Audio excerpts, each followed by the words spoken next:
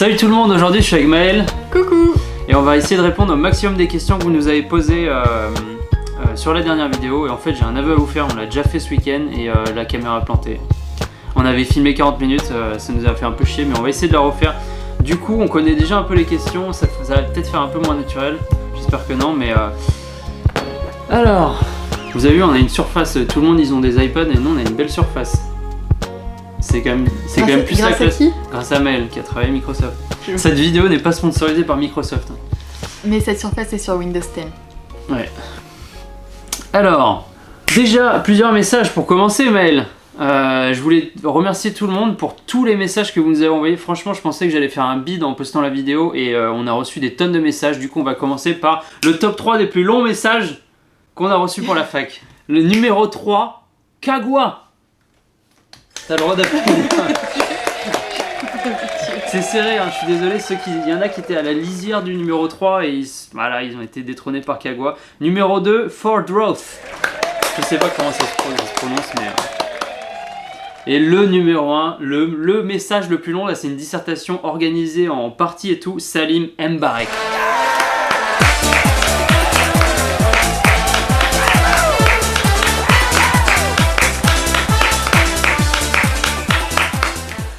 Merci à vous. Donc deuxième chose, on n'est pas des experts sur l'Inde, on n'est pas des experts ni en histoire ni en voyage.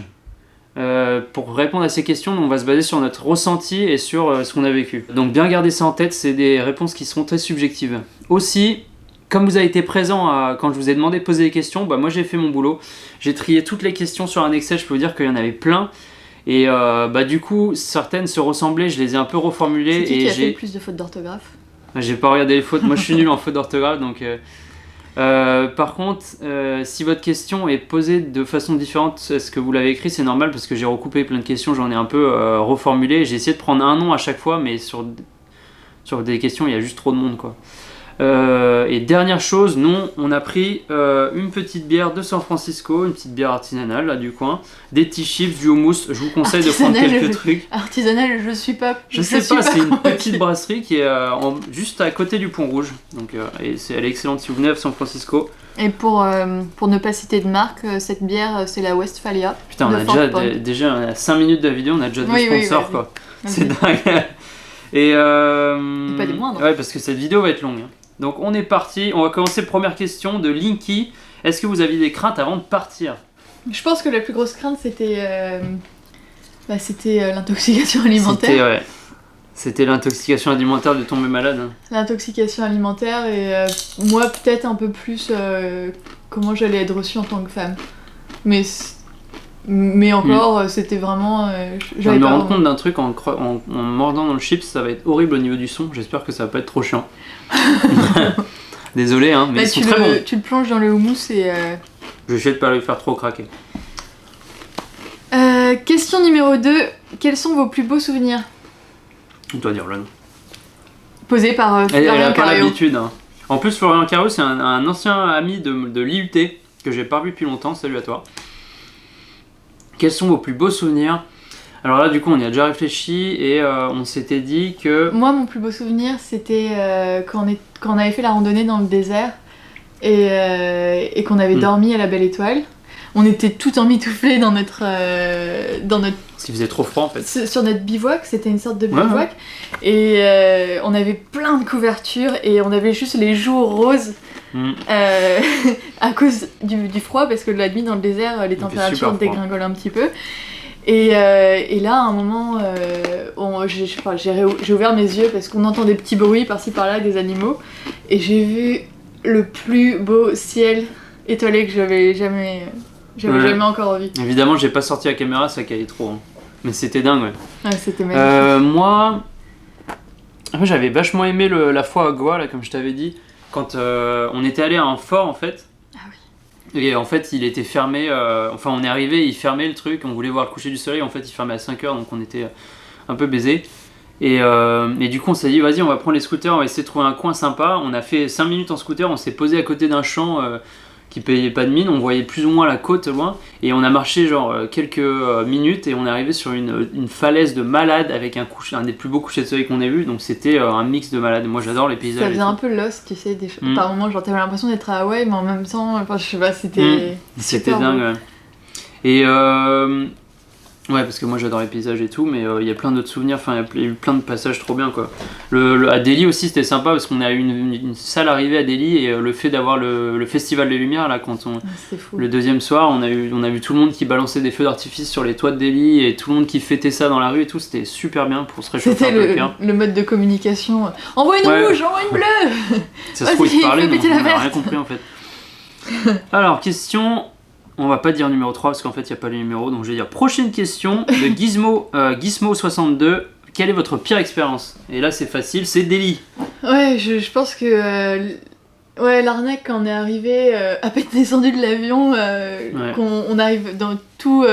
On avait réussi à prendre le métro, on était assez fiers au début. Ouais, on se débrouillait vraiment bien, on n'avait pas payé cher, on avait réussi à arriver jusqu'au centre de Delhi. On devait être à 15 minutes de l'hôtel grand max. Et là, tout s'est enchaîné très vite, on n'a rien vu venir. On s'est fait arnaquer dans tous les sens de Delhi en pleine nuit, dans des coins absolument bizarres. On s'est retrouvé dans un faux office de tourisme qui avait pas du tout la gueule d'un office de tourisme parce que c'était complètement miteux, mais c'était notre pire expérience de voyage off the world. On était un peu naïfs sur le coup parce qu'on avait vraiment l'impression que les gens allaient nous aider, et en fait on se faisait juste parce manipuler. Qu'en fait quand t'arrives avec ton gros sac dans une ville comme ça, c'est le moment où t'es le plus... Tu te fais baptiser, c'est le baptême. C'est genre, ah regardez, c'est lui, il faut qu'on l'attaque, il a un gros sac et une gueule de gentil garçon. Quentin Landreau nous demande quelle région d'Inde privilégier si on ne peut pas faire un séjour de 1 mois comme vous. Le Rajasthan. Ouais, moi je dirais le Rajasthan pour plusieurs raisons, parce que c'est le berceau. Bon après c'est dur à dire parce que l'Inde c'est un pays qui a plein de petites ethnies aussi, comme la Chine, et du coup le Rajasthan, on a plutôt tendance à dire que c'est le berceau culturel de l'Inde. C'est le pays des Maharajas, c'est là où il y a des bâtiments...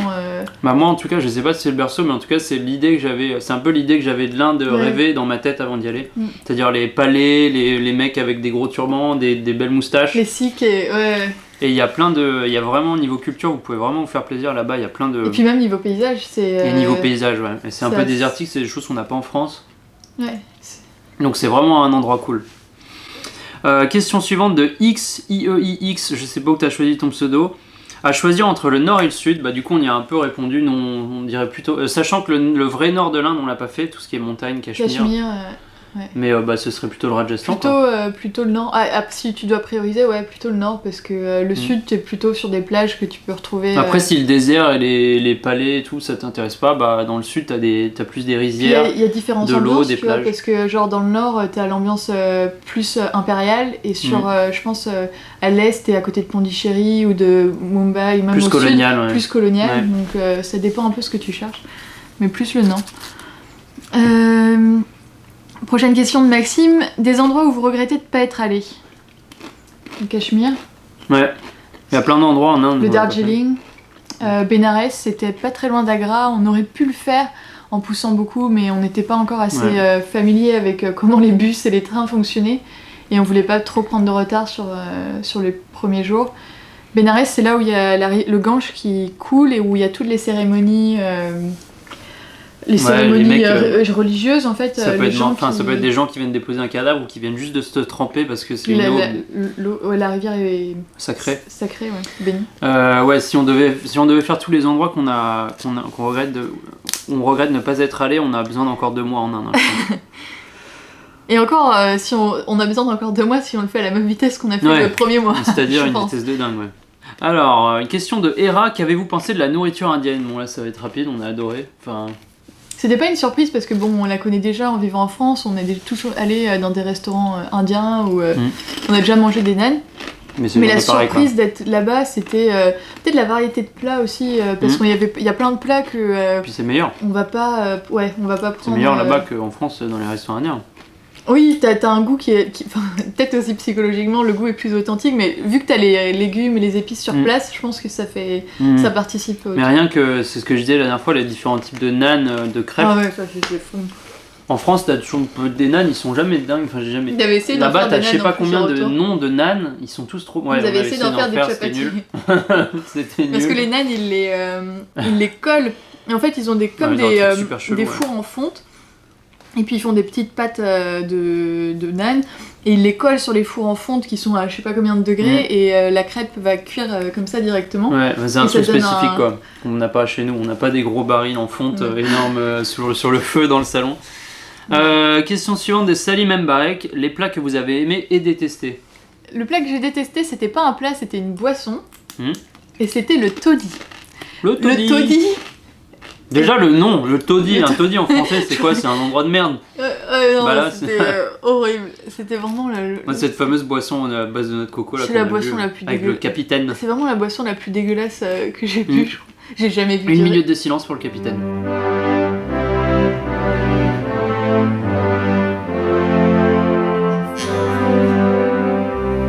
Pas une minute. Non, pas une minute. Ok. Non. Et le plat, je vais te laisser le dire parce que tu le dis très bien avec ton accent. En fait, on a la même réponse tous les deux. C'est le plat qu'on a adoré.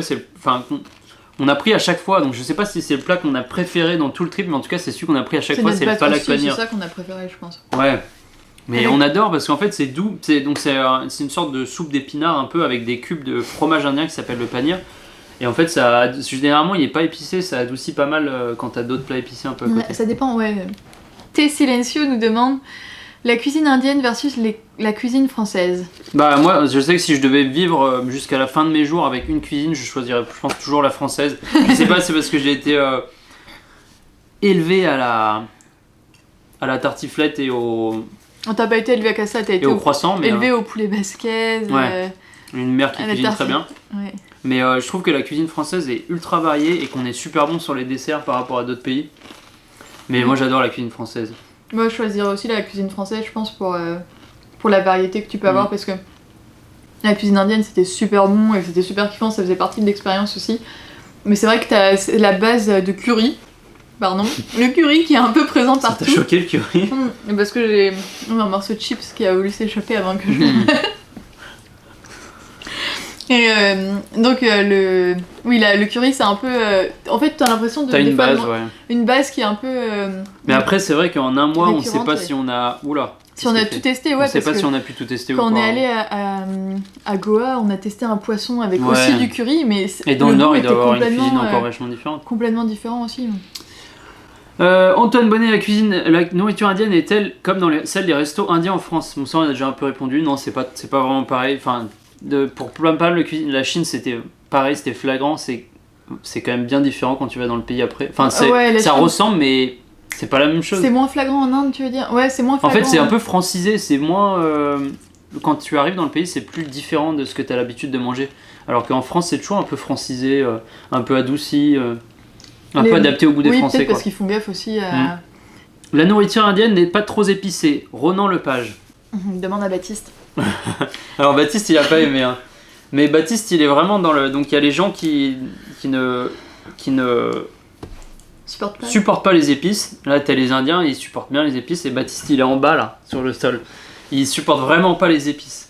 Nous on est un peu au début, c'est-à-dire qu'on n'aime pas trop quand c'est trop épicé. Toi ça va un peu plus? Moi je suis un peu plus épicé, mais pas au niveau des Indiens. Les Indiens ils pimentent à mort. Ouais, c'est des dingues, c'est comme les Chinois. Mais par contre, un truc, c'est que si t'as peur d'aller en Inde pour ça, nous on a toujours réussi à demander à ce que ce soit pas trop épicé. On s'en est toujours. C'est rare les plats qu'on n'a pas pu finir. Oui, parce que je pense que dans le fond, ils savent aussi. C'est pas comme s'ils avaient plus de sens. Ils savent que la nourriture est épicée. C'est juste que c'est une habitude alimentaire. Combien vous coûtent les restos en général? Nous demande The Snafu 45. À peu près 3 €. 3 € et tu te fais plaisir. Tu peux manger pour moins. 1 € tu peux manger facilement aussi si tu veux. Tu t'auras plus faim non plus. Enfin, en général, c'est assez bourratif. Enfin, c'est pas bourratif, mais. C'est-à-dire qu'à chaque fois, on prenait je sais pas combien de plats. Ouais, peut-être. On n'a pas la bonne. On n'est peut-être pas la bonne référence. On se faisait plaisir, ouais. Mais non, franchement, si tu prends un plat de riz, même quand on mange les plats de riz, on n'en prenait pas beaucoup parce qu'on mangeait des naines, mais quand tu voyais comment ils étaient servis en riz sur d'autres plats, je trouvais que c'était quand même assez... tu peux vraiment manger pour pas cher. Hein. On vous voit souvent manger, avez-vous pris du poids? Demande I am Lionel. Ah, vous le jugez? Moi, j'ai peut-être pris un peu de poids, mais je me pèse plus depuis la Chine, donc je pourrais pas dire. Je sais pas, franchement, je sais pas, j'ai pas l'impression. Puis après, on bouge tellement aussi quand t'es en vacances. Quand t'es en voyage comme ça, tu bouges beaucoup. Et... Tu passes ton temps à aller à droite à gauche pour visiter tout ce que tu peux. Enfin, pour ça voir contrebalance. tout ce que tu peux voir. Alors, des impressions sur la vie quotidienne des Indiens, se demande Clément Chrétien. Je dirais que c'est très familial, dans le sens où la famille, la famille est très centrale et, dans la vie des Indiens. Genre, Pour vous illustrer ça, nous, une fois quand on prenait le train, on a discuté avec des Indiens, ils nous ont demandé mais pourquoi vous n'êtes pas avec votre famille, pourquoi vous êtes avec vos copains, est-ce que vous avez demandé à vos parents, qu'est-ce qu'ils savent qu'ils ont là? Est-ce que vous avez l'autorisation de vos parents pour voyager? Mais non, parce qu'on a 24 ans, Ouais, on fait notre vie, mais eux ils vivent très famille, ouais. Ouais, la famille est super importante et ils vivent toujours en famille, genre tu vois les grands-parents aussi, il y a plusieurs générations au sein de la maison. Après... Sinon, la vie est super dure pour pas mal d'Indiens. Ceux qui vivent notamment dans les banlieues, ils vivent dans pratiquement des déchetteries à ciel ouvert, faut se le dire, et t'as des gosses là maintenant qui jouent et tout. Et... Ouais, le quotidien il est quand même un peu plus... le quotidien indien en général, bon après ça paraît évident, mais il est plus rude que le quotidien français. Oui, c'est un euphémisme, Maëlle. Non, mais c'est un euphémisme. Je veux dire, on pourrait penser que c'est pas trop le cas, genre à New Delhi, parce que c'est supra-développé. Enfin, c'est quand même relativement bien développé. Même. Mais tu le sens quand même que c'est pas. Ah non, putain, les banlieues de New Delhi, c'est film d'horreur, quoi. Franchement, c'est. Non, mais t'as aussi les quartiers super privés avec les grandes barrières, les trucs où personne entre, mais c'est des. On l'a pas filmé ça, mais il y avait des beaux quartiers avec des terrains de tennis et tout. Oui, où personne n'a accès. À la californienne. Où personne n'a accès, où t'as un filtre, enfin à l'entrée, où t'es filtré à l'entrée. Où il y a beaucoup moins de déchets dans la rue, bizarrement. Ouais. Bizarre. Est-ce que les Indiens sont accueillants? Aurel 2022 qui nous demande de comparer aux Californiens. Parce que nous sommes à San Francisco. Oui. Moi, je les ai trouvés super accueillants, super souriants. Super curieux. C'est vrai que les questions... Ils sont très pushy aussi, ils vont pas hésiter à venir vous faire... Demander combien tu gagnes, qu'est-ce que tu fais dans la vie... D'où tu viens, est-ce que tu veux pas acheter ce rideau? Est-ce que oui. Mais de manière générale, t'as une sorte de curiosité... En fait, peut-être parce que... ils ont envie de savoir d'où on vient, comment est le monde... de là où on est, peut-être parce qu'ils sont moins timides aussi, enfin ils ont moins de pudeur à poser des questions. Ils sont moins timides que d'autres asiatiques comme les Chinois. Et très accueillants par rapport. Les Californiens sont trop cool. Les mecs te demandent, comme les mecs, si tu les regardes dans la rue trop dans les yeux, ils vont te demander comment ça va, si tu passes une bonne journée et tout. Ouais, on n'est pas allé dans le Bronx, mais. On n'est pas allé dans le Bronx, mais on est un peu loin là, mais. Ouais, c'est pas Californie. Mais quand t'entres dans un magasin, les gens sont toujours super souriantes et là pour le coup le client est roi. Hein. C'est deux chaleurs d'accueil différentes. Ici, tu te sens un peu. Tu te sens facilement ici parce que tout le monde est un peu différent et. Tout le monde est. En Inde, tu te sens vraiment différent et les gens viennent vers toi parce que t'es différent. Ici, tu te sens trop accueilli et cool avec des gens cool quoi. Tilly Luki nous demande: est-ce qu'on se sent en sécurité en Inde? Ça va, si vous... En fait, en journée, moi je me suis pas senti en insécurité. Les moments où on se sent pas forcément... Genre, t'aimerais pas être tout seul, c'est la nuit dans des grandes villes. Ouais, peut-être parce qu'on s'est fait remplir le cerveau. Je suis en train de me rappeler, même quand on est arrivé par exemple à... C'était quelle ville? Je crois que c'était... Jaipur. Jaipur. Dans le sud, on est arrivé genre à 4h du mat. Je m'imagine être là tout seul et tout, tu sais, tu te sens pas super bien. Parce que t'as pas tes mêmes repères aussi. Ouais, c'est assez impressionnant et t'as toujours du monde tout le temps dans les rues, même la nuit, même même en plein milieu de l'après-midi, t'as toujours du monde. Après, je pense que Delhi a pas aidé, mais j'ai eu l'impression moi que plus on allait vers le sud, plus je me sentais à l'aise. Ouais. Mais après, plus on allait vers le sud, plus ça faisait longtemps qu'on était dans le pays et peut-être qu'on était aussi plus habitués on s'était fait au pays quoi. Nebouléane nous demande: l'hygiène en Inde, c'est comment? C'est comme ça. Non mais c'est sale. C'est moi, sale. Tu dis que ça se discute. Non, franchement, c'est le pays le plus... Enfin, c'est connu pour être ça, mais c'est vrai. Hein, ils ont pas de système de voirie et du coup, c'est vachement... Déchetterie, c'est le trottoir. C'est violent, quoi, parce que tu vois les animaux qui mangent dans les poubelles. Les poubelles sont complètement explosées. T'as plein de vaches partout, qui errent et qui broutent les déchets. Ouais, en fait. La pollution de l'air aussi est choquante par rapport à d'autres pays. Par exemple, la Chine est beaucoup plus choquant en Inde, je trouve. Et à côté de ça, dans les hôtels, on n'a pas eu de trucs trop dégueux. Dans les hôtels, c'est propre. C'est juste que, à mon avis, ouais, c'est le système avoir un système d'élimination des déchets qui manque énormément. Et du coup, les gens accumulent un peu à des endroits et c'est un peu. Peu déchetterie land, quoi. Ouais. Et du coup, Gimprod nous complète la question, on demande comment vous avez fait pour ne pas tomber malade.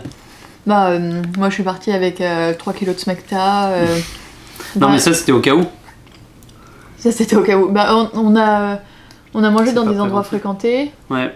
Toujours essayer de manger dans des trucs qui ont l'air fréquentés, parce que tu sais que le stock de bouffe tourne. Pas forcément essayer d'aller dans des trucs de touristes, parce que c'est peut-être là où tu vas tomber malade, justement.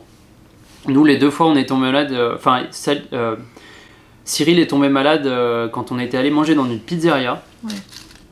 Et nous, on était presque tombé malade. On se sentait pas très bien quand on avait mangé dans un truc qui servait des English breakfast. C'était un truc à moitié tenu par un Européen et tout.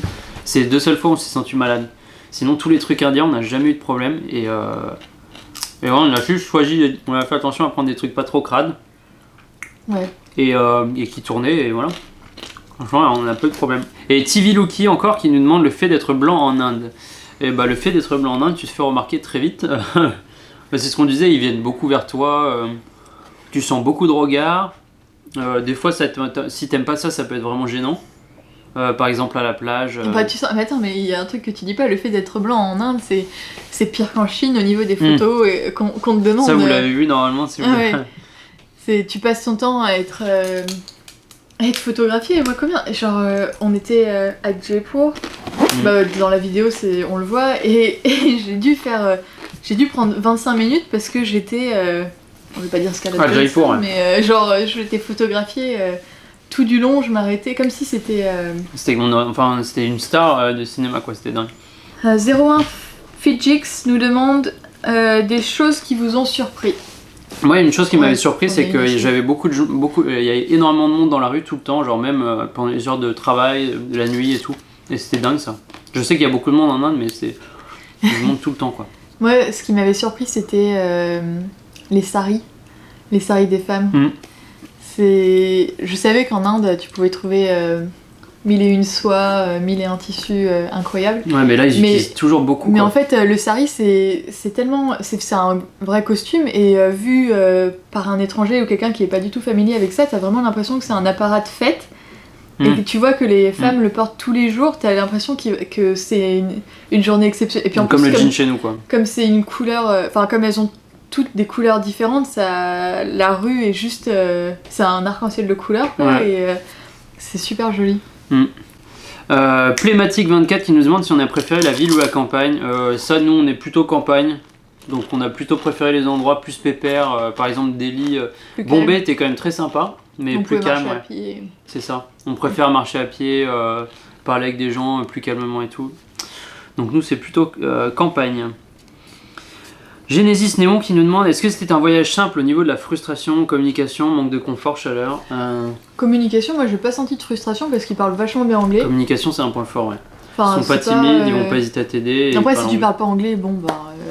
Après, au niveau du confort, bah, tu vas pas en Inde pour le confort. Hein. Nous, on a pris des hôtels à chaque fois très sommaires, mais enfin, pour moi, ça allait en tout cas, pour mes attentes. On n'a pas dormi sur la paille. Hein, et... Après, si vous êtes du genre à bien aimer les trucs très confortables avec une belle salle de bain, pourquoi elle sauve plus celle-là Oui, c'est sûr, on va pas en Inde pour le confort. Mais, chaleur, il faisait pas trop chaud quand on y était.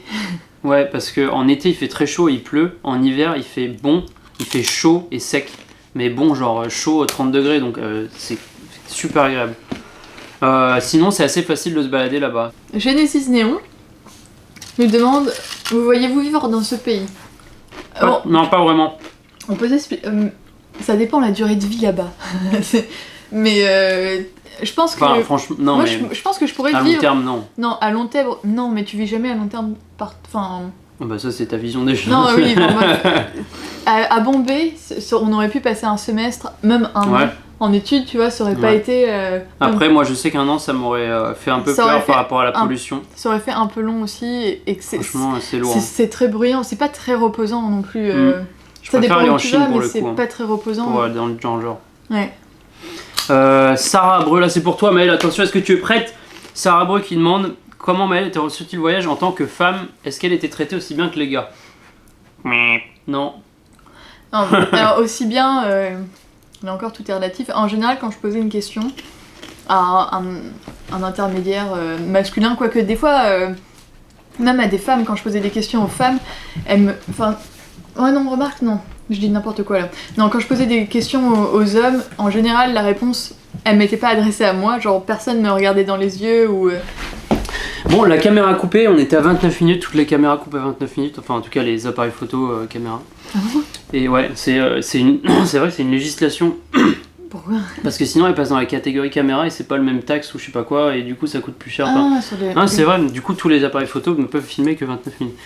Alors on va vite refaire les questions qui ont coupé. Alors la dernière question c'était de Sarah Breu, comment t'en étais à dire ça a coupé au moment où tu te disais quand tu poses une question à un mec, généralement ils me répondent à moi, enfin au mec. Ouais, si tu t'es jamais adressé directement et c'est soit parce que les personnes ont plus de confiance dans l'homme, on va dire ça comme ça, ou parce qu'ils veulent pas te manquer de respect et du coup ils vont pas te dévisager quoi. Ouais, parce que c'est mal vu de prendre des femmes en photo et tout là-bas. Moi je sais que des fois ils m'ont dit non, filme pas et tout. Et du coup, si c'est tout moi, nous demande est-ce que tu déconseillerais à une femme d'aller seule en Inde et est-ce que tu aurais quelques conseils? Toute seule, non. Parce que moi, dans mon fort intérieur, non. J'irais pas toute seule parce que ça me ferait un peu flipper. Toi, tu n'irais pas toute seule en tout cas. Après, faut tout mettre en... Enfin... Je pense pas que tu risques ta vie en allant là-bas ou quoi, si tu fais attention. Si t'es débrouillarde et que t'es pas timide, tu peux y aller. Si t'es timide et que t'es pas très débrouillarde et que c'est ton premier voyage... Ouais, c'est quand même un pays assez violent et je pense que le regard peut être très oppressant et le fait d'être tout seul peut être encore plus flippant et paranoïaque. Ils peuvent se demander mais qu'est-ce qu'elle fait là toute seule cette femme, c'est une prostituée comment ça se fait franchement qu'elle a on a pas déjà eu des idées comme ça, de mari et entendu tout, des trucs comme ça. Pourquoi elle est... Ouais. Non, je pense que ça peut être un peu dur d'y aller toute seule. Et du coup au niveau des conseils c'est faire attention aux vêtements. Le conseil, ouais, prendre des vêtements couvrants, les épaules cachées, les genoux cachés. Et pas trop moulant. Studio A qui nous demande, on entend souvent que l'Inde est un pays peu développé, pauvreté, et bidonville, vous en pensez quoi après votre voyage? Moi déjà pour comparer à la Chine, on sent beaucoup moins le développement. En Chine il y a énormément de tours qui se construisent. C'est vrai que c'est plus anarchique en Inde. Et très moderne, en Inde c'est plus anarchique, ouais. Et tu sens beaucoup plus la pauvreté aussi, enfin la pauvreté, la vraie pauvreté, les gens qui vivent dans la rue et tout, tu le sens beaucoup moins en Chine, je trouve. Bah, c'est peut-être parce que la pauvreté c'est plus dans les campagnes en Chine. Parce que... Ouais. Et avez-vous eu un sentiment de malaise vis-à-vis de la pauvreté? Et Lagui nous demande. Ouais, moi je me rappelle à Bombay, on avait passé un peu de temps sur la plage, on était revenu dans le taxi pour retourner à notre hôtel. Et là, on était à un feu rouge, et il y avait des mendiants, il y en avait pas qu'un, il y avait notamment une petite fille qui devait avoir 4 ou 5 ans, qui tenait un nourrisson avec une déformation au niveau du visage, de naissance, quoi. Et elle mendiait comme ça pour avoir des sous, et moi ça m'avait pris à la gorge, parce que tu dis putain, mais... Et c'est pas le genre de truc que vous voyez une fois. Hein. Ouais, c'est ça, personne peut leur venir en aide, quoi. Mais c'est quoi leur chance après dans la vie de réussir, de s'en sortir? Et du coup, ça te met un peu vénère et t'as envie de faire quelque chose. Et en même temps, la petite, c'était pas la seule, c'était un peu... Enfin, c'était commun de rencontrer des personnes, des enfants dans cette situation et qui demandaient de l'argent, qui demandaient de la nourriture. Et c'est vrai que là, tu te sens un peu gâté, quoi, quand tu... Ouais, si vous êtes sensible à ce niveau-là, c'est clair qu'il faut peut-être pas y aller. Du coup, on a fini sur les questions au niveau du ressenti sur le voyage et on va passer aux questions sur l'organisation. Mais avant ça, on va aller se reprendre une petite bière. Bon, les bières sont de nouveau pleines et on est reparti. Question de Hera. Pourquoi avez-vous choisi un pays d'Asie, sachant que vous avez déjà passé 1 an en Chine? C'est 2 pays complètement différents. Hein. Ouais. Déjà, la culture est pas... Ils ont pas la même base de culture et du coup, ça fait que tu Tout est vachement différent. La bouffe, c'est vraiment l'architecture. nouveau. D'un pays à l'autre, c'est vraiment nouveau. Et après, c'était pas cher non plus. Ouais. En fait, on a choisi, on a regardé plusieurs pays. On savait qu'on voulait partir à telle période et on a regardé sur cette période quel était le climat, combien était le billet d'avion, et on a aussi regardé le budget sur place et les choses qui nous intéressaient à voir sur place. Et l'Inde avait énormément de choses qu'on voulait voir, c'était pas cher, le billet d'avion était pas cher à ce moment-là et le climat était parfait, donc on a choisi l'Inde. Une autre question qui a été posée par énormément de monde, donc comment vous avez organisé votre voyage? Est-ce que vous avez réservé des hôtels, etc. etc. Donc pour le voyage, en fait, comme je disais, on a regardé tout ce qui pouvait nous intéresser à voir en Inde. Et ensuite, on a choisi les trucs les plus qui nous intéressaient le plus, en fait. Genre Agra, les palais, le Rajasthan, le désert. Rajasthan. Et en gros, on a regardé si avec toutes ces choses, on pouvait faire un itinéraire. On en a réussi à en faire un. Sur Google Maps. Voilà. Et puis après, en regardant sur Internet, on s'est dit, bah, dans telle ville, il y a telle chose à voir. On va rester plutôt 2 jours. Dans l'autre, ouais, ce sera plutôt pas super. On va rester plutôt 1 jour. On s'est aussi prévu du retard. Genre, en tout, on avait dû se mettre 5 jours de retard sur tout le voyage pour être sûr de pas manquer des étapes, de pas avoir cette flexibilité-là de si jamais on a un souci à un endroit. Pour pouvoir quand même choper l'avion au retour. À la fin, comment avez-vous réservé les hôtels? Sur Internet, sur Booking, tous les sites les plus connus. Ouais. On n'a pas essayé Airbnb. Les hôtels, on les avait réservés le premier hôtel à Delhi, on l'avait réservé 2 semaines avant. Mais en général, on les réservait 2 jours, 3 jours avant, max. Parce qu'on savait que normalement, on avait de la visibilité pour savoir qu'on arriverait... Et en même temps, c'est pas trop tôt pour avoir une petite marge de manœuvre. Ouais, on avait la visibilité pour savoir qu'on arriverait à cette destination en temps et en heure. Arriver comme ça, sans réservation en Inde, c'est un peu hard parce que les villes sont grandes. Pas toutes, c'est le bordel, il y a plein de monde, il y a plein d'arnaques. Franchement, c'est chaud. Tu te repères pas facilement et puis c'est pas marqué sur les façades, ceci est un hôtel. Les seuls endroits où tu pourrais le faire, c'est une toute petite ville comme Pushkar où il y a où il y a beaucoup de touristes, il y a plein de petits hôtels. Ouais, ou la plage, parce que c'est des trucs un peu... mais dans les grandes villes, non, moi je me vois pas le faire. Comment avez-vous géré l'argent? On a payé que en cash, on retirait en fait sur les distributeurs et chacun son tour on payait et puis on a géré l'argent avec l'appli qui nous permettait de savoir qui avait payé quoi. Les bagages, combien nettement? On avait à peu près 3-4 shorts chacun, un maillot de bain, un pantalon et 4-5 t-shirts. Ça faisait un sac de 40 litres. 40 litres pour le plus petit, celui de Baptiste, et 70 le mien. Ouais, sachant que le tien était pas plein, donc... Ouais. Si il y avait du matos dedans. Non, je pense qu'un bon sac c'est 50 kilos, moi. Pas 50 litres 50 kilos. 50 kilos. 50 litres. Je pense un bon compromis, c'est 50 litres. Ouais, et encore 50 litres, je pense que tu pars avec pas mal de trucs. Non, mais pour être à l'aise, quoi. Si jamais tu reviens avec un éléphant ou un truc comme ça. Combien de temps avez-vous mis pour le préparer? On a mis à peu près, 2 semaines, 1 mois. Parce qu'on n'était pas sûr non plus. Enfin, après, on n'a pas travaillé tous les jours à fond dessus. Hein. On s'est pris de temps en temps, on a fait des petites sessions Skype avec Cyril et avec Baptiste pour se coordonner, et puis voilà, se coordonner. Le budget de votre voyage par rapport à d'autres pays? La question la plus posée. Trop de monde. Ouais, j'ai mis trop de monde parce que je savais pas qui choisir, il y avait trop de monde. Le budget c'était en gros 1500 € à peu près chacun. Enfin, pour tous ceux qui sont restés 1 mois, c'est-à-dire pas Cyril, mais nous 3, Maël et Baptiste. Et en gros, c'était 500 € à peu près, un peu moins le billet d'avion, sachant qu'on avait une escale, et 1000 € sur place qui fait à peu près 30 € par jour, sachant que on a beaucoup bougé, donc tous les transports augmentent pas mal le budget. Et que si vous bougez moins et que vous faites vraiment attention... On a bien mangé aussi. Ouais. Et si vous bougez moins du coup et que vous faites vraiment attention, vous pouvez tourner à 20 € par jour, je pense. Et par rapport à d'autres pays, l'Inde c'est vraiment pas cher. Le pays comparable qu'on avait en Asie, c'était peut-être le Laos où tu es vraiment pour rien. Tu pouvais trouver des trucs vraiment pas chers. Ouais. Et non, je veux dire ratio impression ou tout ce que tu peux paysage voir exceptionnel et prix et coût du voyage, c'est vraiment... C'est un des pays les moins chers du monde. Hein. Ouais. Mister Prot, qui doit passer pas mal de temps à la salle de biscuits, nous demande comment fais-tu pour financer autant de voyages? Je suis désolé, on n'a pas trouvé la recette magique. Nous, on a travaillé sur Paris pendant 1 ou 2 ans et on a mis de l'argent de côté, puis on a utilisé cet argent pour... Comme on a fini notre année de l'alternance, on est parti avec une prime parce qu'on a bien travaillé. Et comme c'était la fin de notre diplôme, on s'est dit vas-y, on va fêter notre diplôme et on a décidé d'utiliser une petite partie de nos économies pour voyager 1 mois en Inde. Et je pense qu'il dit ça aussi par rapport au voyage en Asie, enfin en Asie du Sud. Ouais, en Chine, c'était vu qu'on était sur l'échange universitaire, on était déjà sur place, plus ou moins grâce à notre prêt étudiant. Mais vu qu'on était sur place, après voir d'autres pays ou d'autres choses alentours de là où on habitait, c'était beaucoup moins cher, quoi. Encore une question, mais celle-ci elle est pour moi. C'est Siltraka17 qui pose la question: avez-vous fait des vaccins avant de partir? Non, on n'avait pas fait de vaccin avant de partir, même si y a pas mal de vaccins qui sont recommandés sur le site du gouvernement. Les vaccins qui, selon nous, je pense, sont les plus importants, c'est l'hépatite. Selon toi. Selon moi.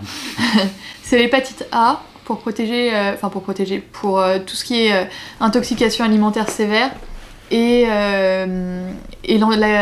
l'anti-moustique, parce que la crème anti-moustique, c'est ce qui permet d'éviter énormément de moustiques de t'infecter. Après, il y a plusieurs niveaux de crème anti-moustique, juste prendre celle la plus performante, et être régulier dans les applications, parce que ça peut être genre la dengue, le moustique c'est 2 jours, et la nuit c'est d'autres moustiques, enfin bref. Les 2 trucs incontournables pour moi, c'est le vaccin contre l'hépatite A et la crème anti-moustique. Salim Mbarek nous demande: avez-vous demandé un e-visa ou un visa classique? Nous on a demandé un e-visa qui durait 30 jours, on a utilisé les 30 jours sur place. Le visa classique est plus chiant à faire, tu dois te déplacer et tout, on ne pourra pas trop te conseiller là-dessus. Et il nous demande aussi s'il vaut mieux acheter les billets d'avion avant ou après avoir pris le visa. Je pense que ça pose pas de souci de l'acheter avant, quand c'est un e-visa. Pour le visa classique, je suis pas... comme on n'a pas fait la démarche, je sais pas. Mais le e-visa, tu peux le prendre avant, c'est pas compliqué à avoir et c'est pas compliqué à faire et c'est plutôt fiable, je pense. Nous on avait pris notre billet avant d'avoir pris le visa. Salim Mbarek toujours qui demande si le transport en train et en bus sont fiables. Nous ils nous ont toujours amené d'un point A à un point B sans problème. Parfois ils avaient pas de roue au début. Putain, l'histoire horrible on a eu des histoires un peu moyennes dans les bus des fois, hein, c'était pas super, mais ils nous ont toujours amené à un point. Tu penses à quoi? Je pense à Cyril. Ah oui. Désolé Cyril, mais on l'a pas filmé, mais une nuit, Cyril a eu une crise de tourista, voilà, c'est des choses qui arrivent en Inde. Et il voulait sortir, aller aux toilettes. Et ils voulaient pas s'arrêter, les mecs, et au bout ils ont dit ouais, on va s'arrêter bientôt, et au final ils se sont jamais arrêtés. Du coup Cyril a leur dit vas-y, arrêtez-vous, je peux plus me tenir, je vais vous chier dans votre bus. Et il leur a dit ça. Et du coup Cyril est allé derrière un bâtiment, voilà, pour les problèmes qu'il avait. Et les chauffeurs étaient en train de se marrer, on les entendait nous, parce que c'était en pleine nuit, mais on les entendait.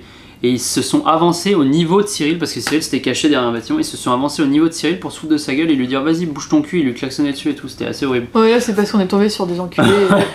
Des enculés non mais c'était rare les enculés. C'était la petite expérience sympa. Sinon au niveau des trains, par contre ils sont souvent en retard, on a eu qu'un train qui était à l'heure. Magali Française, salut Magali, qui nous demande: pour les transports en train, on a vu que c'était un peu la galère, est-ce que vous avez une astuce? L'astuce ce serait d'aller... il y a l'application Redbus et le site des trains. Ouais, on avait téléchargé l'appli Redbus parce qu'il y avait plusieurs compagnies de bus indiennes qui étaient dispo dessus, et on pouvait réserver nos sièges facilement. Et ça nous évitait d'aller dans une agence dédiée.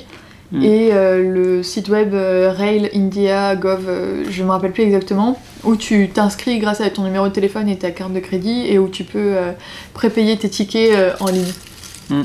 Sachant que pour les trains il faut se les prendre un petit peu à l'avance. Nous c'est parce qu'on s'y est pas du tout pris à l'avance qu'on n'a pas réussi à trop prendre le train. Alex Fusion 13 qui nous demande: avez-vous pris un abonnement mobile pour rester connecté? Ouais, on avait pris 2 cartes SIM en gros. On avait pris 2 cartes SIM direct quand on est arrivé à l'aéroport. Je sais pas si c'est la meilleure approche parce que ça s'active dans les 48 heures, en tout cas en Inde. Et je pense que si on avait attendu le lendemain en étant dans le centre de Delhi et directement à une boutique, on aurait eu des trucs moins chers, mais bon. Non mais c'est pas cher en gros, et ça permet de rester connecté si vous vous séparez et d'appeler les hôtels ou les choses comme ça. C'est un confort qui est pas... même d'avoir de la data. Qui est pas exagéré. Si vous voulez utiliser Uber ou des choses comme ça. On va passer sur la section conseils avec Clément Chrétien qui nous demande si on a eu des déceptions. Oui, déjà, moi, ce que je t'avais dit la dernière fois, c'est que Delhi, on a eu une grosse douche froide en arrivant, on a eu des vieilles expériences et du coup, on n'a pas eu trop de courage pour aller voir beaucoup de choses. On voulait juste aller sur le toit de notre hôtel pour nous réfugier, quoi. Et du coup, il y a énormément de choses à voir à Delhi, on n'a pas pu les voir. Et là, tu as lu l'autre question qui suivait. Avez-vous été victime d'arnaque? Quel conseil à donner? Voilà. De Salim Mbarek. Bah, l'arnaque déjà la plus grosse qu'on a eue, c'est en arrivant à Delhi. Faites pas confiance aux gens dans la rue. Si vous avez votre sac et vous arrivez à Delhi, ne leur faites pas confiance. En Appelez tout cas, votre si vous hôtel. êtes à proximité d'une gare, parce que nous on sortait d'un endroit qui voulait dire viens relativement Non mais d'un autre. on a entendu, enfin on n'est pas les seuls. En revenant, on a raconté une histoire. En fait, il y a d'autres gens qui se sont fait avoir comme ça. Si jamais vous arrivez à Delhi, organisez un truc avec votre hôtel ou alors prenez les taxis de l'aéroport, même si vous allez payer cher. Parce que Delhi c'est vraiment énorme et c'est ça horrible. grouille de partout et il y a énormément de personnes qui essaient, enfin énormément, pas la majorité c'est bien sûr, mais il y a des personnes qui surfent sur cette vague de touristes pour se faire plein les poches quoi, se remplir Sinon les poches. dans Delhi t'as l'arnaque de la carte gratuite. Les mecs ils sont là free map. Alors ils ont tous des cartes gratuites, hein. Ils sont tous le pays de la carte gratuite. C'est comme le bracelet Et en fait à la basilique. À Paris, ouais. Et en fait, ils t'amènent dans leur vieux faux office de tourisme. Et l'autre arnaque, c'est les tuk-tuk. Quand vous prenez un tour tout fait avec un tuk-tuk, il vous dit ouais, vas-y, demain vous me payez la journée, je vous amène là. Et puis au final, à la fin de la journée, il vous amène dans une sorte de. Qui est censé être un musée et qui est en fait un magasin qui va te vendre des trucs. Ils vont te faire une petite visite et à la fin, ils vont te mettre bien la pression pour que tu achètes un truc. Ça, c'est un peu chiant des fois. Bon, tu peux dire non facilement, mais. Ouais, ça fait partie. C'est un tour connu quoi. Alex Fusion 13 nous demande à quoi vous êtes-vous raccroché dans les moments de stress. Au copain. Ouais, c'est ça qui est bien de partir à plusieurs, c'est que quand t'as des moments de merde comme ça, tu peux te marrer avec tes potes au lieu de te morfondre. Parce que le rire devient nerveux et puis tu te dis mais putain c'est pas possible qu'on soit dans une merde pareille. Et puis t'es pas seul donc tu sais très bien que. Ça c'est rassurant, on n'a jamais. Et la lumière du tunnel est toujours. On s'est jamais senti ultra stressé au point de faire des crises d'angoisse ou quoi. Yori El Tomo qui nous demande est-ce que vous auriez changé quelque chose à la lumière de votre expérience. Les trains déjà on a déjà dit on aurait réservé en avance. Delhi on a préparé mieux Delhi, notre arrivée.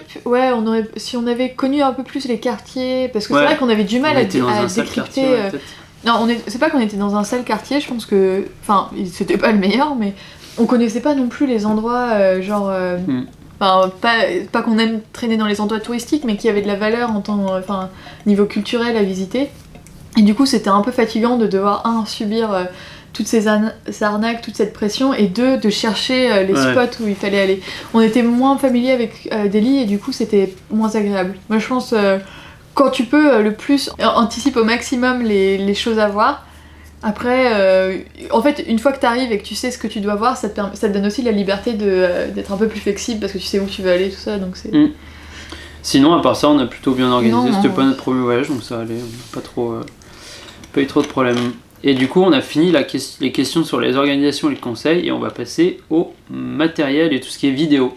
Et Studio A nous demande, c'est pas trop compliqué de transporter tout ton matos, encombrement, casse? Ça fait pas mal de trucs. Après, il y a beaucoup de choses qui sont souvent restées à l'hôtel, du genre mon slider là pour faire les travelling, ou alors mon glidecam. Je l'avais pas toujours avec moi. Ce que j'avais tout le temps, c'était mon réflexe, il était collé à ma main. Mon objectif grand angle et mon micro, et en gros suivant ce qu'on allait faire j'adaptais en fait ce que j'avais besoin, et ça va, c'était pas trop galère parce que souvent moi je portais mon matos et les autres étaient, comme j'étais pas tout seul, les autres étaient là pour porter ce qu'on a besoin, tous les vivres, tous les ce qu'on a vraiment besoin, voilà. L'eau, le sucre si jamais, des petits trucs, des petites ressources vitales quoi. C'est ça. Donc ça allait, et la casse, moi je suis pas du genre à me méfier, à trop me... Puis tu fais attention aussi. Ouais, j'ai jamais eu de casse, de problème, donc ça va. The Snafu45 te demande quelles sont tes motivations pour faire de si beaux vlogs. Merci The Snafu, j'avais bien regardé la même formulation que t'avais mis, hein. T'as vu déjà moi c'est parce que j'adore faire de la vidéo et que j'ai pas d'autre excuse pour faire de la vidéo, parce que je fais pas ça, moi je travaille on a terminé une école de commerce, on travaille pas du tout dans la vidéo, du coup ça me fait une bonne excuse pour faire de la vidéo. Puis je me dis quitte à faire un truc sur YouTube, autant essayer de faire le mieux possible, donc à chaque fois j'essaie de faire un truc bien et de m'améliorer quoi. Et puis t'aimes ça tout, t'es un gros fan de cinéma. Ouais, j'adore l'image en fait. Et... En fait j'adore, je sais qu'il y a des gens qui aiment pas trop monter par exemple. Moi j'adore filmer et monter aussi. Je crois que le truc que j'aime Mais justement Antoine, comment as-tu appris à faire des vidéos? Nous demande Jonathan Erotebera. Erotebera. Jonathan, si tu veux, moi je connais son adresse si tu veux. Jonathan. Et sur YouTube, comme pas mal de gens sur YouTube, ils ont appris sur YouTube je pense. Beaucoup de tutoriels vidéo et j'en regarde toujours, j'en ai encore regardé plusieurs il y a quelques jours pour apprendre la technique du parallaxe. Parallaxe, technique très en vogue notamment en web design, consiste à transformer une photo en vidéo. Il y a tout sur YouTube, c'est ça qui est bien aujourd'hui, c'est que tu peux vraiment apprendre, je sais pas à un niveau professionnel, mais tu peux vraiment apprendre plein de trucs sur YouTube. Merci sans problème. Google. Merci Google. Merci Google, qui est un voisin maintenant. Mister Bilinx te demande, les musiques utilisées sont-elles les tiennes? Bonne question. Donc dans un aller simple, effectivement, j'utilise de la musique, mais j'en ai eu un peu marre parce que déjà, j'ai pas non plus une banque de musique énorme, et je trouvais que ça collait de moins. Enfin, je me rends compte qu'en fait, ça colle pas forcément à chaque fois. Alors là, pour l'Inde, je pensais pas que ça allait coller, et du coup, j'utilise des banques de sons qui sont audio micro, et la bibliothèque audio de YouTube, pardon. Quand vous allez dans la section créateur, vous avez une bibliothèque audio avec plein de musiques que vous pouvez utiliser gratuitement, complètement gratuitement. Jonathan Erotabera nous demande, j'ai encore écorché son nom, je suis désolée. Jonathan Erotabera nous demande quelle est ta musique d'outro? La musique des petits ukulélés là, c'est une musique que j'ai chopée justement sur audiomicro.com, je pense, et je vais essayer de vous la mettre quelque part sur l'écran. Vince Mara te demande si t'as arrêté la musique. J'en fais pas, on va dire, j'en fais pas en ce moment. Enfin, c'est pas un truc que je me dis ah je vais commencer la musique ou je vais l'arrêter. C'est juste que j'en fais quand j'ai envie. J'ai pas sorti de morceau il y a très longtemps, par contre j'en ai refait un petit peu comme ça pour m'amuser, mais en fait ça me prend plus je fais de musique, plus ça me prend de temps à finir un morceau, parce que je deviens vraiment tatillon, et je me rends compte qu'en fait je me rends compte de tous les défauts, et du coup ça me prend vraiment trop de temps quoi. Et là j'ai plus envie ces temps-ci je suis plus vidéo, photo que musique, donc pour l'instant non, peut-être qu'un jour je m'y remettrai, hein. Je sais pas. On change de section et on passe sur les next steps, et on commence avec Momo Dodo qui nous demande, après l'Inde, quelles sont vos envies? On a tous les deux, et c'est pas forcément les mêmes, même si on est intéressé. Enfin, grosso modo, on essaie de mapper tous les pays dans le monde. Entier. Tu commences avec les tiennes ou je commence avec les miennes? Les femmes d'abord.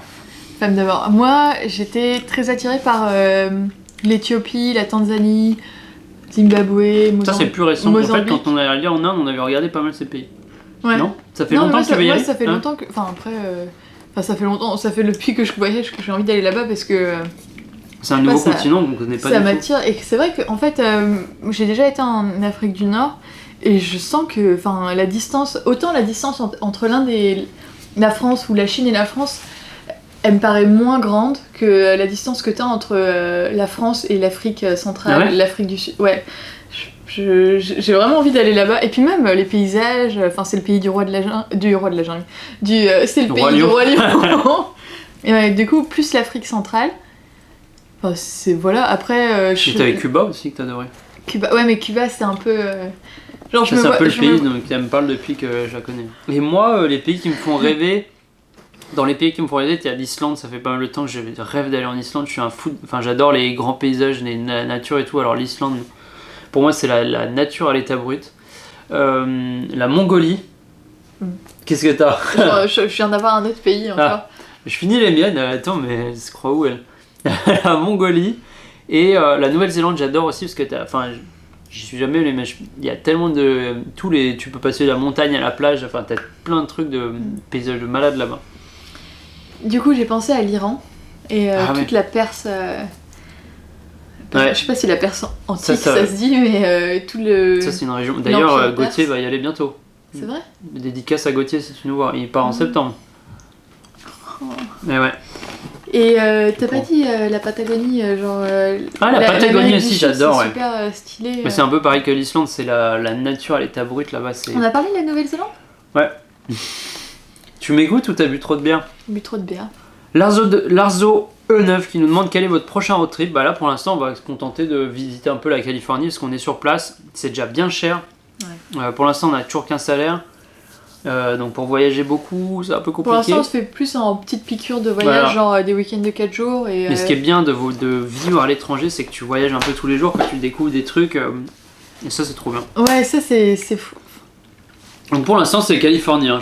Je sais pas si on va sortir de la Californie, mais on a déjà des Mais petites même, trucs je de prévu disais, en téléphone. je te racontais l'autre jour, au retour de Chicago, là, quand j'étais avec des Américains et que tu discutes, même quand tu rentres un peu plus dans la relation et que tu commences vraiment à connaître, à pouvoir dessiner le profil de la personne, tu te rends compte que genre les Américains, ils ont des bouts de culture que toi, petit Européen qui regarde peut-être tes séries Netflix, et pas du tout connaît pas, donc c'est encore une sorte de voyage. On se dit qu'on est proche des Américains, mais au final on est quand même différents. Il y a quand même une distance. Ouais. Enfin, il y a quand même l'océan Atlantique, quoi. Enfin, ça, tu peux c'est quand même un beau bout, quoi. The Snafu 45, comptez-vous aller vivre à l'étranger plus tard? Bah nous on avait toujours voulu y aller justement. Et on est tellement content d'avoir réussi, que Maël ait réussi à trouver un job à San Francisco, parce qu'on pouvait même pas en rêver de cette ville, et en fait on a réussi à y aller. Et on a toujours, parce qu'on trouve que c'est une forme de voyage vachement super. C'est toujours cool de découvrir une nouvelle ville, t'as toujours des opportunités de te faire des nouveaux amis. Après t'as les points négatifs aussi, hein. Tu es loin de ta famille, au début tu te sens un peu seul, ce qui est bien nous c'est qu'on est en couple, mais tu peux te sentir un peu seul. Mais c'est vachement bien parce que quand t'es en voyage, finalement quand on était en Inde on a bougé énormément et tout, et on est toujours un peu dans le rush. Là t'es dans le pays. Parfois quand t'es en vacances pures, on va dire, tu consommes à fond parce que tu sais que t'auras pas d'autres occasions. Enfin, nous on est un peu comme ça. Quand tu travailles dans un pays à l'étranger mais que tu le connais pas, chaque jour est un peu une occasion de découvrir un truc plus doucement, quoi. Mais c'est Fordra qui nous demande qu'est-ce que vous ont apporté vos voyages ou ce voyage. Les voyages forment la jeunesse, hein, Maëlle. Moi, des putains de souvenirs. Oui, ça c'est sûr, des putains de souvenirs. Des opportunités de conversation. Quand tu sors, je vois que tu dis ah mais j'ai été au Laos la semaine dernière, c'était incroyable. Tu sais pas, moi aussi j'y suis allée. Ah mais j'ai été en Inde. De faire des vidéos pour moi. Ouais, c'était. Mais sinon sur le plan personnel, moi je pense que j'ai pas mal pris confiance en moi. Grâce au voyage, à force d'avoir des merdes, des choses comme ça, finalement tu deviens plus débrouillard. T'as plus de confiance en toi, peut-être plus ouvert à aller vers les gens. Moi j'étais vachement timide à la base, je suis moins timide aujourd'hui. C'était la vidéo aussi qui te... Et non, le voyage c'est vachement bien, ça forme la jeunesse, hein, comme on dit. Et puis je sais pas, tu te sens... quand t'es pas chez toi et quand t'es pas dans ton élément de référence ou dans tes petites habitudes, ton petit confort. Tu te sens un peu plus vivant, c'est un peu tu sais, t'as l'impression de prendre des risques, de vivre un peu genre... tu te sens juste plus vivant de voyager parce que t'as l'impression de connaître un peu plus la planète sur laquelle tu vis, quoi. Question de Clément Loubière qui nous demande quels sont tes projets d'avenir, souhaiterais-tu continuer sur YouTube? Alors sur YouTube, pour l'instant je vais continuer, j'ai essayé de faire le maximum de vidéos pendant qu'on habite à San Francisco, parce que pour l'instant on reste jusqu'à janvier, on sait pas si on pourra rester après. Donc je vais profiter d'être ici pour faire des vidéos sur San Francisco, sur les États-Unis en général. Et j'ai essayé de faire des vidéos plus centrées sur des thèmes plus travaillés, etc., qui changeront un peu des vlogs. Même si je continuerai à faire des vlogs aussi à côté de ça. Sinon, YouTube, j'adore faire ça. J'adorerais que ce soit mon métier. Malheureusement, je pense que ce sera jamais le cas parce que on en est tellement loin. Et voilà, j'ai fait des études, il faut que je rentabilise mon diplôme quand même, mais en gros, ce que j'adore sur YouTube, c'est que tu fais tout, quoi. Tu filmes, tu passes devant la caméra, tu fais le montage, tu t'occupes des réseaux sociaux, tu t'occupes du marketing, tu fais tout, quoi. Et j'adore vraiment sur YouTube. Là, la question, j'ai l'impression que je me demande si Studio A existe vraiment, parce que... Il a posé plein de questions avant, mais il dit pas n'importe quoi. Studio A, il a posé plein de questions. Et donc celle-là, je la trouve très pertinente. Mel, n'aurais-tu pas un peu peur de l'avion ? Bon je vais être obligée de révéler l'envers du décor. En fait, non, absolument pas. Moi, l'avion, c'est un moyen de transport que j'affectionne tout particulièrement, dans lequel je me sens vraiment à l'aise. Et mon attitude en avion, c'est uniquement pour décomplexer mes compagnons de voyage qui ont ce petit stress du décollage et de l'atterrissage, des turbulences qui peuvent subvenir pendant le vol. C'est uniquement pour distraire, rassurer, faire sourire. Et vous faire passer un agréable moment. Voilà. Mais j'ai peur de l'avion. Et Kagua qui nous demande: as-tu des retours d'Indiens après tes publications de vidéos. Non, j'ai pas eu de retour sur les vidéos et moi je suis pas resté en contact avec eux même si on a passé du super moment. Donc pour l'instant non, j'ai pas eu de retour.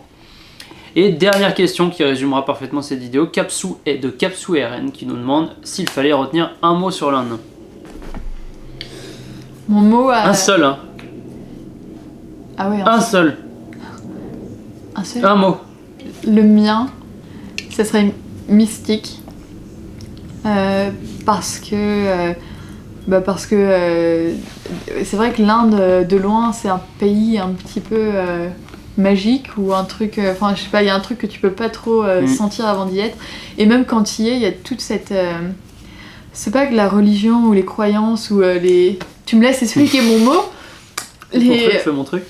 Les religions, les croyances, la manière de fonctionner au quotidien qui est qui a un petit ce côté mystique quoi, c'est un peu magique, c'est un peu tu sens que très religieux et tout. Ça, c'est pas tout, c'est religieux mais pas que, tu sens qu'il y a un autre truc derrière, peut-être le yoga, j'en sais rien. Peut-être le taudis. Tu me pourris mon mot quoi. Non, il est très bien ton mot, moi je le trouve très bien. Et moi mon mot c'est le mot le plus cliché sur l'Inde, à chaque fois il ressort, c'est l'Inde est terre de contraste. Ouais bah tu prends pas de risque. Ouais non mais je trouve que ça résume très bien ces contrastes. D'un côté t'as la pauvreté extrême qui est choquante, l'insalubrité, les déchets dans la rue, la pollution, et de l'autre côté t'as tellement de merveilles, une culture tellement riche, les bâtiments de malades, les paysages de dingue. Mais tout et ça, t'as tellement de paysages différents. Tout ça, ça fait de l'Inde un pays mystique, non? Oui, mais un pays très contrasté, voilà. Voilà, c'est la fin de cette vidéo. Je sais pas s'il reste encore quelqu'un avec nous. Est-ce que tu crois qu'il y a encore quelqu'un avec nous? Franchement, ça fait pratiquement 1 heure, je pense, je sais pas. Il y a ta mère et ton père, je crois. Ouais, peut-être, je sais même pas. Franchement, ils s'endorment sur le canapé à chaque fois. Au bout d'1 heure, ils tiendront pas. Je sais pas combien de temps ça va durer. Je sais qu'on a mis du temps à l'enregistrer parce que ça a bugué et tout.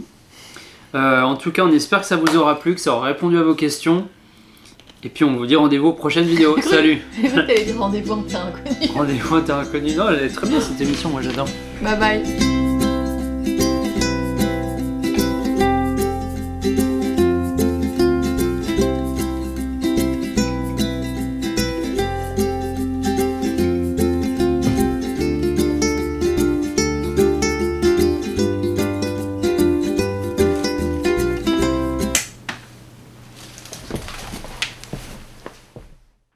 Beaucoup de choses. On voulait juste... Tu vas pas mettre ça, hein? Pardon.